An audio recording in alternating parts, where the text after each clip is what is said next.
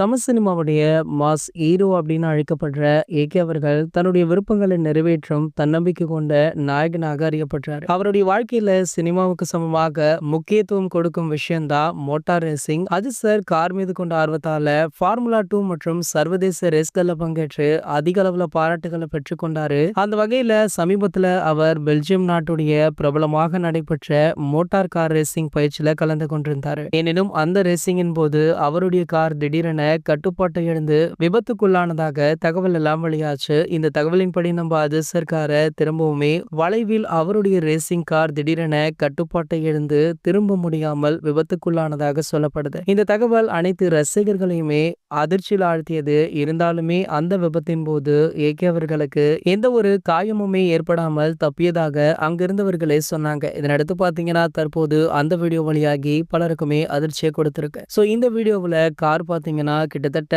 அந்தர்வல்ட்டி அடிச்சிருக்கு அப்படின்னு தான் சொல்லணும். இந்த வீடியோவை பார்த்த ரசிகர்கள் பிரபலங்கள் இந்த அளவிற்கு ரிஸ்க் எடுக்க வேண்டாம் ஏகே, கொஞ்சம் பார்த்து கவனமாக இருங்க அப்படின்னு சோஷியல் மீடியாக்கள்ல சொல்லிட்டும் இருக்காங்க. இது போன்ற செய்திகளை பத்தி நீங்க உடனே தெரிஞ்சுக்க நம்மளுடைய தமிழ் நியூஸ் எக்ஸ்பிரஸ் சேனலை மறக்காம சப்ஸ்கிரைப் பண்ணிக்கோங்க.